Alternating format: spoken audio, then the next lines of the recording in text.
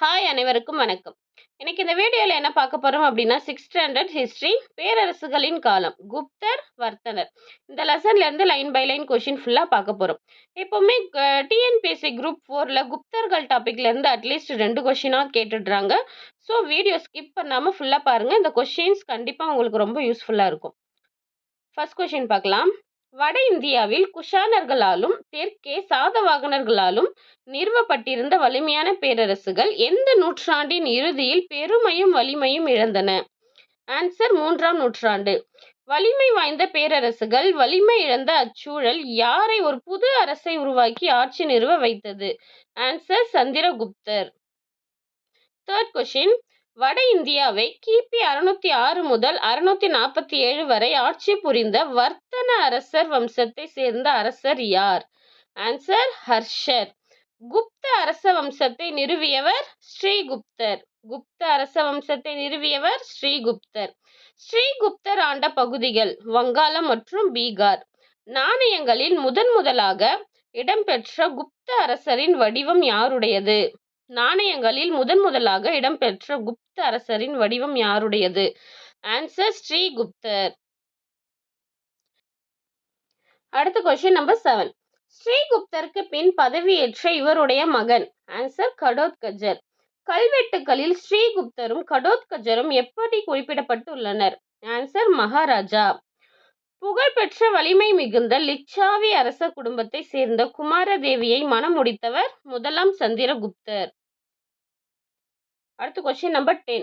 அரச குடும்பத்தின் ஆதரவோடு வட இந்திய சிற்றரசுகள் பலவற்றை வெற்றி கொண்டு ஒரு பேரரசின் முடியரசராக தன்னை முடிசூட்டி கொண்டவர் யார்? 1ஆம் சந்திரகுப்தர். சந்திரகுப்தரால் வெளியிடப்பட்டதாக கருதப்படும் தங்க நாணயங்களில் யாருடைய உருவங்கள் இடம்பெற்றுள்ளன? சந்திரகுப்தர் மற்றும் குமாரதேவி. Question number 12. பழமையான கன சங்கங்களில் ஒன்று லிச்சாவி. குப்த அரச வம்சத்தின் தலை சிறந்த அரசர் சமுத்திரகுப்தர். ஹரிசேனர் இயற்றிய பிரயாகை மெய்கீர்த்தி எந்த தூணில் பொறிக்கப்பட்டுள்ளது? அலகாபாத் தூண். சமுத்திரகுப்தரின் அவைக்கள புலவர் ஹரிசேனர். சமுத்திரகுப்தரின் ஆட்சிக்கான மிக முக்கிய சான்று எது? அலகாபாத் தூண் கல்வெட்டு. பிரசஸ்தி என்பது எவ்வகையான சொல்? சமஸ்கிருத சொல். Question number 18. அரசர்களை புகழ்ந்து அவரின் சாதனைகளை மக்கள் தெரிந்து கொள்வதற்காக அவை எங்கு பொறிக்கப்பட்டன? ஆன்சர் தூண்கள். குப்த அரச வம்சத்தில் மகத்தான போர் தளபதி யார்? சமுத்திரகுப்தர். தென்னிந்தியாவில் சமுத்திரகுப்தரால் தோற்கடிக்கப்பட்ட விஷ்ணுகோபன் எந்நாட்டு அரசர்? பல்லவ நாடு. Question number 21. வட இந்தியாவில் சமுத்திரகுப்தர் எத்தனை அரசுகளை கைப்பற்றினார்? 9 அரசுகளை. சமுத்திரகுப்தர் எத்தனை அரசர்களை தனக்கு சிற்றரசர்கள் ஆக்கி கப்பம் கட்ட செய்தார்? 12. கிழக்கு வங்காளம், அஸ்ஸாம், நேபாளம், பஞ்சாபி கிழக்கு பகுதி அரசர்களும் ராஜஸ்தானை சேர்ந்த பல்வேறு பழங்குடியினரும் யாருடைய மேலாதிக்கத்தை ஏற்றுக்கொண்டனர்? சமுத்திரகுப்தர். சமுத்திரகுப்தர் எந்த கடவுளின் பக்தர் ஆவார்? விஷ்ணு. வெற்றி பெற்றது நினைவாக நடத்தப்படும் எந்த வேதகால சடங்கை சமுத்திரகுப்தர் மீண்டும் நடைமுறைப்படுத்தினார்? குதிரைகளை பலியிடுதல். வீணை வாசிப்பது போல உருவம் கொண்ட தங்க நாணயத்தை வெளியிட்டவர் சமுத்திரகுப்தர். சிறந்த படையெடுப்பாளர், கவிதை, இசைப்பிரியர் மற்றும் கவிராஜா என்ற பட்டம் பெற்ற அரசர் சமுத்திரகுப்தர். சமுத்திரகுப்தரின் சமகாலத்தவரான ஸ்ரீ மேகவர்மன் என்னும் பௌத்த அரசன் எந்த நாட்டை சேர்ந்தவர்? இலங்கை. சமுத்திரகுப்தரின் மகன் 2ஆம் சந்திரகுப்தர். விக்ரமாதித்யர் என்று அறியப்பட்டவர் 2ஆம் சந்திரகுப்தர்.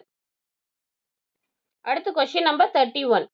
சாக அரசர்களை தோற்கடித்து மேற்கு மாலவத்தையும் குஜராத்தையும் கைப்பற்றி தென்னிந்திய அரசுகளோடு நட்புறவை பேணியவர் விக்ரமாதித்யர்.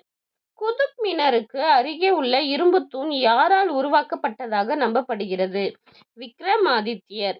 2ஆம் சந்திரகுப்தரின் ஆட்சியின் போது இந்தியா வந்த சீன பௌத்த துறவி யார்? Answer Fahien. Question number 34.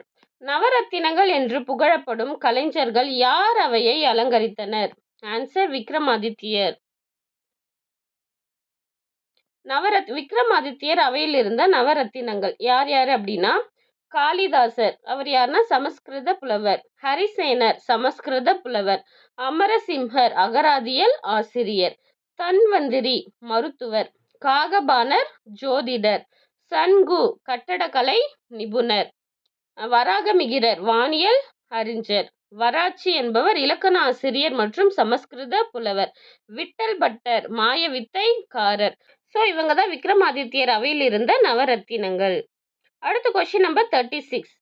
இரண்டாம் சந்திரகுப்தரை தொடர்ந்து அரியணை ஏறிய அவர் மகன் யார்? முதலாம் குமாரகுப்தர். நாலந்தா பல்கலைக்கழகத்தை உருவாக்கியவர் முதலாம் குமாரகுப்தர். யாருடைய பயண குறிப்புகள் குப்தர் கால மக்களின் சமூக பொருளாதாரம் மற்றும் மத ஒழுக்க நிலைகளை பற்றி நமக்கு வழங்குகின்றன? யாருடைய குறிப்புகள் அப்படின்னா பாகியான் குறிப்புகள். அடுத்து கொஸ்டின் நம்பர் 39. யாருடைய ஆட்சி காலத்தில் கடுமையான தண்டனை என்று நீதி வழங்கப்பட்டது? இரண்டாம் சந்திரகுப்தர். இரண்டாம் சந்திரகுப்தரின் காலத்தில் மக்கள் செல்வ செழிப்போடு வாழ்ந்த ஊர் பாடலிபுத்திரம். ஹீனர்களின் படையெடுப்பை சந்திக்க நேரிட்ட அரசர் ஸ்கந்தகுப்தர். அடுத்து கொஸ்டின் நம்பர் 42. ஹீனர்கள் குப்த பேரரசை எத்தனை ஆண்டுகளுக்கு பிறகு தோற்கடித்தனர்? 12 ஆண்டுகளுக்கு பிறகு. குப்த பேரரசர்களின் கடைசி அரசரான பாலாதித்யர் எந்த பெயரில் அரியணை ஏறினார்? முதலாம் நரசிம்மகுப்தர். முதலாம் நரசிம்மகுப்தர் எந்த மதத்தால் ஈர்க்கப்பட்டவர்? பௌத்த மதம். நரசிம்மகுப்தர் யாருக்கு கப்பம் கட்டி வந்தார்? மகிர குலர். பௌத்தத்தை பகைமையோடு பார்த்த மன்னன் யார்? மகிர குலர். நரசிம்மகுப்தர் எதனால் மனவேதனை அடைந்து கப்பம் கட்டுவதை நிறுத்தினார்? பௌத்தத்தை பகைமையோடு பார்த்ததால். மகிர குலர் வஞ்சகமாக பாலாதித்யரை எங்கிருந்து வெளியேற்றினார்? மகதம். அடுத்து கொஸ்டின் நம்பர் 49. எந்த அரசருக்கு பிறகு குப்த அரசு காணாமல் போனது? ஆன்சர் பாலாதித்யர். குப்த பேரரசின் அங்கீகரிக்கப்பட்ட கடைசி அரசர் விஷ்ணுகுப்தர். குப்த அரசர்கள் யாருக்கு மட்டுமே பதில் சொல்ல கடமைப்பட்டவர்கள்? ஆன்சர் கடவுள். குப்த அரசர்களுக்கு நிர்வாகத்தில் உதவி செய்தது அமைச்சர்கள் குழு. இளவரசர்களையும் உயர் அதிகாரிகளையும் கப்பம் கட்டும் சிற்றரசுகளையும் கொண்ட குழு அமைச்சர்கள் குழு.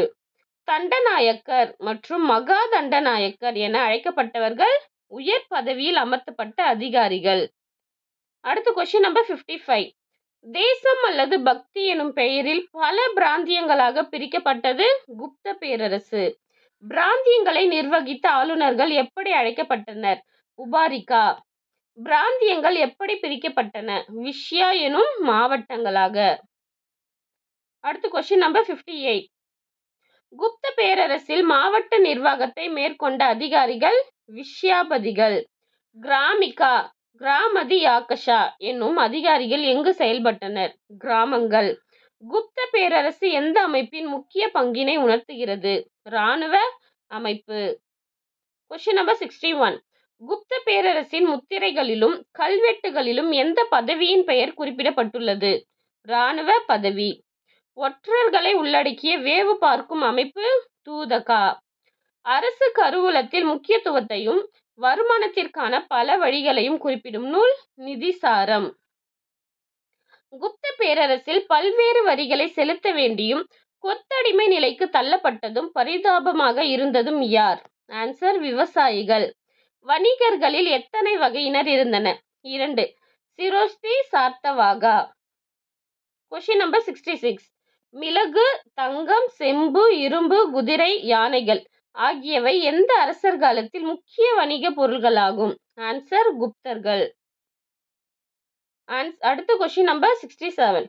அதிக வட்டிக்கு கடன் கொடுக்கும் முறை எந்த காலத்தில் நடைமுறையில் இருந்தது? ஆன்சர் குப்தர்கள். 5ஆம் மற்றும் 6ஆம் நூற்றாண்டுகளில் குப்த பேரரசின் ஆதரவில் தழைத்தோங்கிய பல்கலைக்கழகம் நாலந்தா. நாலந்தாவின் முக்கிய பாடப்பிரிவு பௌத்த தத்துவம். அடுத்த கொஸ்டின் நம்பர் 70. நாலந்தா பல்கலைக்கழகத்தில் பௌத்த தத்துவத்தை பற்றி படிப்பதில் பல ஆண்டுகள் செலவழித்தவர் யுவான் சுவாங். நாலந்தாவின் வளாகத்தில் எத்தனை மகா பாடசாலைகள் இருந்தன? 8 மகா பாடசாலைகள். நாலந்தாவில் எத்தனை நூலகங்கள் இருந்தன? 3. அடுத்த கொஸ்டின் நம்பர் 73.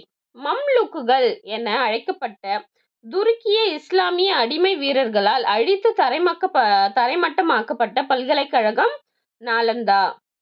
ரோமாபுரியையும் கான்ஸ்டாண்டினேபிளையும் பேரச்சத்திற்கு உள்ளாக்கியவர்கள் ஹீனர்கள். நாடோடி பழங்குடியினர் யார்? ஆன்சர் ஹீனர்கள்.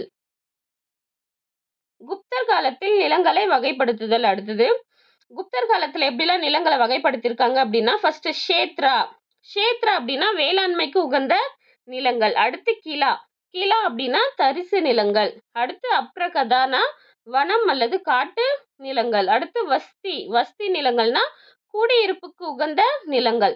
அடுத்து கபத சரகா நிலங்கள் அப்படின்னா மேய்ச்சல் நிலங்கள். ஸோ குப்தர் காலத்துல நிலங்களை இப்படி வகைப்படுத்தியிருக்காங்க. அடுத்து பார்த்தீங்க அப்படின்னா வணிகர்கள்ல 2 வகையும் பார்த்தோம் இல்லையா? சிரோஸ்தி மற்றும் சார்த்தவாகா. சிரோஸ்தி யாரு அப்படின்னா, சிரோஸ்தி பிரிவை சார்ந்த வணிகர்கள் ஓரிடத்தில் நிலையாக இருந்து வணிகம் செய்பவர்கள் சிரோஸ்தி.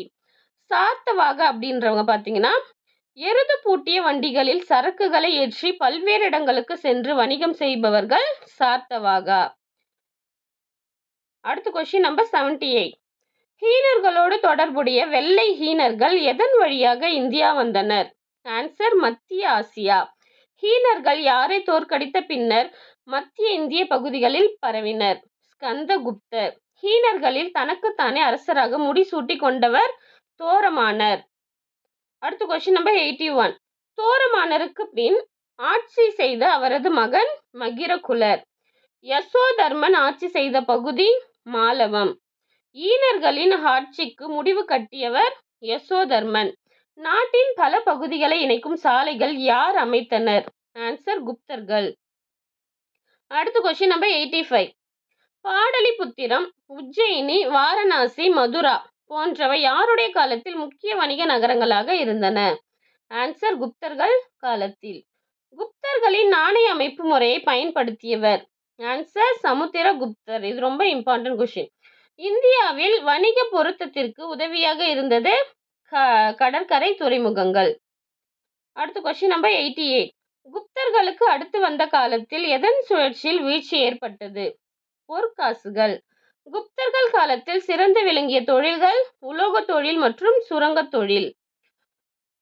சந்திரகுப்தரால் நிறுவப்பட்ட மெக்ராலி இரும்பு தூண் எந்த தொழில் வளர்ச்சிக்கு எடுத்துக்காட்டாகும்? உலோக தொழில். இன்றளவும் துருப்பிடிக்காமல் இருக்கும் இரும்பு தூண் எங்கு உள்ளது? ஆன்சர் டெல்லியில்.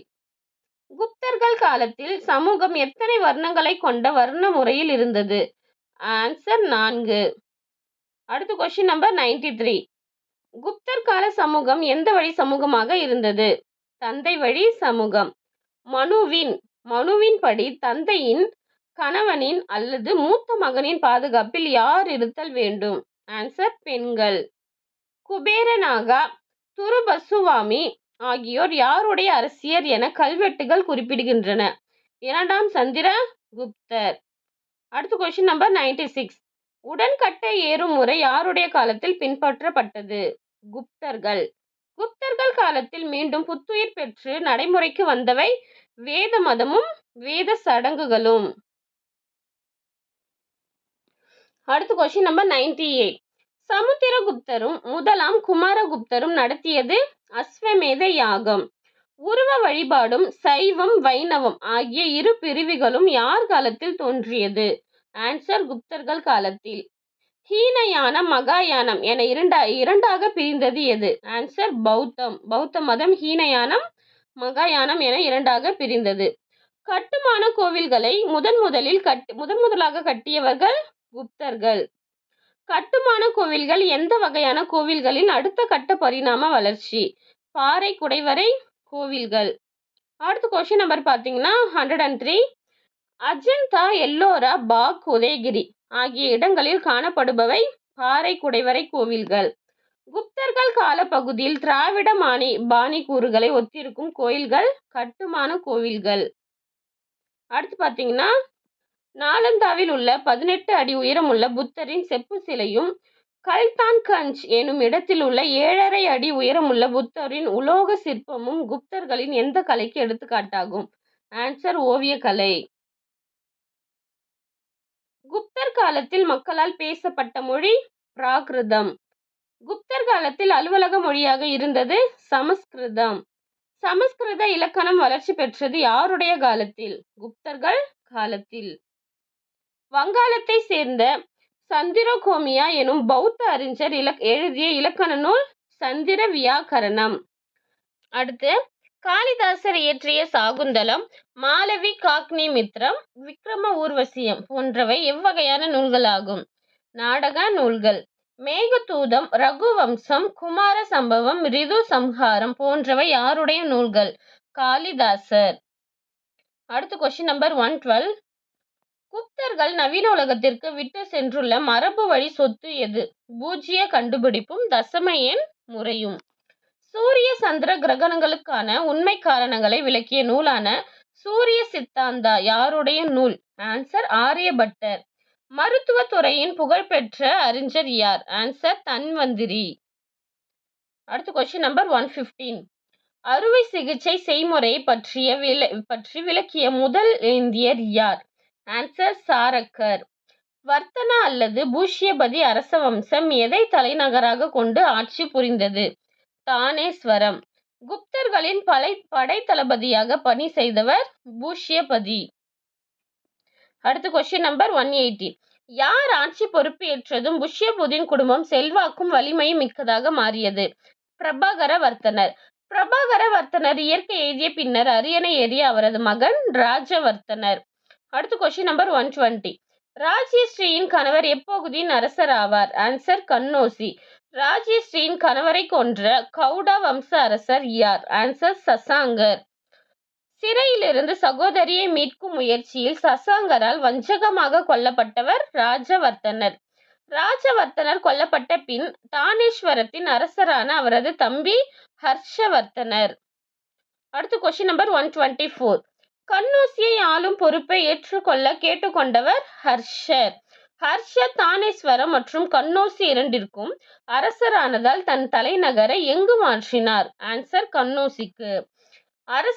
வர்த்தன அரசர் வம்சத்தின் புகழ்பெற்ற அரசர் ஹர்ஷவர்த்தனர். ஹர்ஷர் எத்தனை ஆண்டுகள் ஆட்சி புரிந்தார்? 41 ஆண்டுகள். வர்த்தனரிடம் தொடர்ந்து பகையுடன் நடந்து கொண்ட சசாங்கர் எந்த நாட்டை சேர்ந்தவர்? ஆன்சர் வங்காளம். வட இந்தியாவின் பல பகுதிகளை ஒருங்கிணைத்த வர்த்தன அரசர் ஹர்ஷவர்த்தனர். அடுத்து கொஸ்டின் நம்பர் 130. ஹர்ஷர் தென்னிந்தியாவின் தனது ஆட்சியை பரப்ப மேற்கொண்ட முயற்சிகளை தடுத்தவர் சாளுக்கிய மன்னர் 2ஆம் புலிகேசி. ஹர்ஷரின் மறைவோடு அரசு சிதைந்து பல சிற்றரசுகளாக ஆனது கிபி 648. ஹர்ஷர் எந்த நாடுகளோடு சமூக உறவை பேணினார்? சீனா மற்றும் ஈரான். அடுத்து கொஸ்டின் நம்பர் 133. ஹர்ஷருக்கு நிர்வாகத்தில் உதவிய குழு அமைச்சர்கள் குழு. அடுத்து கொஸ்டின் நம்பர் 134. ஹர்ஷரின் அமைச்சரவையில் முக்கிய இடத்தை வகித்தவர் பிரதம மந்திரி. ஹர்ஷர் காலத்தில் சட்டங்களை மீறுவோருக்கும் அரசருக்கு எதிராக சதி செய்வதற்கும் வழங்கப்பட்ட தண்டனை ஆயுள் தண்டனை. தொடக்கத்தில் ஹர்ஷர் யாரை வழிபட்டார்? ஆன்சர் சிவன். ஹர்ஷர் தம் சகோதரி மற்றும் பௌத்த துறவி யுவான் சுவாங் ஆகியோரின் செல்வாக்கு காரணமாக எந்த மதத்தை தழுவினார்? ஆன்சர் பௌத்த மதம். இந்தியாவில் பௌத்தத்தை பின்பற்றிய கடைசி அரசர் ஹர்ஷர். உணவுக்காக மிருகங்களை கொல்வதை தடை செய்தவர் ஹர்ஷர். அடுத்து கொஸ்டின் நம்பர் 140. புத்தர், சிவன், சூரியன் ஆகிய உருவங்களை ஒரே நேரத்தில் வழிபட்டவர் ஹர்ஷர். ஹர்ஷர் எத்தனை பௌத்த பேரவைகளை கூட்டினார்? 2 பௌத்த பேரவை. அதுல பாத்தீங்கன்னா முதல் பௌத்த பேரவை எங்கு கூட்டப்பட்டதுன்னா கன்னோசி. 2ஆம் பௌத்த பேரவை எங்கு கூட்டப்பட்டது? ஆன்சர் பிரயாகை. அடுத்த கொஸ்டின் நம்பர் 144. புனித யாத்ரீகர்களின் இளவரசன் என்று அழைக்கப்படுபவர் யுவான் சுவாங். யுவான் சுவாங்கின் பயண குறிப்புகள் அடங்கிய ஆவணங்களின் தொகுப்பின் பெயர் சியூக்கி. ஹர்ஷர் காலத்து சமூக பொருளாதார மத பண்பாட்டு நிலைகள் குறித்து விரிவான செய்திகளை வழங்குவது எது? ஆன்சர் சியூக்கி. அடுத்து கொஸ்டின் நம்பர் 147. ஹர்ஷர் ஒரு பௌத்தராக இருந்தபோதும் பிரயாகையில் நடைபெற்ற எந்த விழாவில் கலந்து கொள்ள சென்றார்? ஆன்சர் கும்பமேள விழா. ஹர்ஷர் ஒரு பௌத்தராக இருந்தபோதும் பிரயாகையில் நடைபெற்ற ஒரு கும்பமேள விழாவில் கலந்து கொள்ள சென்றார் என யார் குறிப்பிடுகிறார்? Answer Yuan Chwang. கலைஞரும் நாடக ஆசிரியருமான ஹர்ஷர் யாரை தன்னை சூழ்ந்திருக்க செய்தார்? கலைஞர்கள் மற்றும் கவிஞர்களை. ரத்னாவளி, நாகநந்தா, பிரியதர்ஷிகா ஆகியவை யாருடைய புகழ்பெற்ற நூல்களாகும்? ஹர்ஷர். பானபட்டர், மயூரா, ஹர்தத்தா, ஜெயசேனர் ஆகியோர் யாருடைய அவையை அலங்கரித்தனர்? ஆன்சர் ஹர்ஷர். அடுத்த கொஸ்டின் நம்பர் 152. ஹர்ஷர் காலத்தில் கோவில்களும் மடாலயங்களும் எவ்வாறு செயல்பட்டன? கல்வி மையங்களாக. ஹர்ஷரின் பல விகாரங்களையும் மடாலயங்களையும் ஸ்தூபிகளையும் எந்த நதிக்கரையில் கட்டினார்? ஆன்சர் கங்கை நதிக்கரையில். கண்ணோசி பௌத்த பேரவையில் எத்தனை அரசர்கள் பங்கேற்றனர்? 20 அரசர்கள். பௌத்த மடாலயத்தில் யாரின் தங்க சிலை நிறுவப்பட்டது? ஆன்சர் புத்தரின் தங்க சிலை. அடுத்த கொஸ்டின் நம்பர் 156. புத்தரின் ஊர்வலமாக எடுத்து சென்ற சிலை எத்தனை அடி இருந்தது? 3 அடி. பிரயாகை பேரவையில் ஹர்ஷர் எதை பௌத்த துறவிகளுக்கும் வேத வித்தகர்களுக்கும் ஏழைகளுக்கும் கொடையாக கொடுத்தார்? செல்வங்களை. அடுத்த கொஸ்டின் நம்பர் 158. 4 நாட்கள் நடைபெற்ற அந்த பிரயாகை பேரவையில் அனைத்து நாட்களிலும் அவர் யாருக்கு அளவிட முடியாத பரிசுகளை அள்ளி கொடுத்தார்? ஆன்சர் பௌத்த துறவிகளுக்கு. கான்ஸ்டாண்டினேபிள் நகரை உருவாக்கிய ரோமானிய பேரரசர் மகா கான்ஸ்டாண்டின் சமகாலத்தவர் முதலாம் சந்திரகுப்தர். சீனாவின் தாங் அரச வம்சத்தின் தொடக்க கால பகுதியோடு யாருடைய காலப்பகுதி இணைந்து செல்கிறது? ஆன்சர் ஹர்ஷர். மாபெரும் கலை மற்றும் கல்விக்கான மையமாக திகழும் சியான் யாருடைய தலைநகராகும்? ஆன்சர் சீனர்கள். அடுத்து பார்த்தீங்கன்னா கீழே இருக்கிறது ரொம்ப இம்பார்ட்டன்ட் தான், கண்டிப்பாக நோட் பண்ணிக்கோங்க. பிரசஸ்தி அப்படின்னா ஒருவரை பாராட்டி புகழ்வது. சந்திரகுப்தரின் நாணயம் எதுனா லிச்சாலவயா. குப்த அரசர் யார், அவங்க எப்படி சொல்லிப்பாங்க அப்படின்னா அவங்கள கடவுளின் பிரதிநிதி அப்படின்னு சொல்லிக்கிறவங்க தான் குப்தர்கள். பிராந்தியங்கள் எப்படி அழைக்கப்பட்டதுன்னா விஷயா. பாலாதி கிருத்தா அப்படின்னா காலாட்படையின் தளபதி. மகா பாலாதி கிருத்தா அப்படின்னா குதிரை படையின் தளபதி. குப்த அரசின் வருவாய் என்ன அப்படின்னா நிலவரி. வணிகர்கள் குரோஸ்தி மற்றும் சார்த்தவாகா என்று 2 வகை இருந்தன. மேலை கடற்கரை துறைமுகங்கள் என்னென்ன அப்படின்னா கல்யாண், மங்களூர், மலபார். கிளை கடற்கரை துறைமுகம் எது அப்படின்னா தாமிரலிப்தி. ஓகே, இன்னைக்கு பார்த்த இந்த கொஷின்ஸ் எல்லாமே உங்களோட எக்ஸாமுக்கு ரொம்ப ஹெல்ப்ஃபுல்லாக இருக்கும். கண்டிப்பாக இந்த மாதிரி நிறைய கொஷின் வேணும்னு நினச்சிங்கன்னா நம்ம சேனலை சப்ஸ்கிரைப் பண்ணிக்கோங்க. அப்போ தான் நம்ம போடுற வீடியோஸ் எல்லாமே உங்களுக்கு உடனுக்குடனே கிடைக்கும். தேங்க்யூ.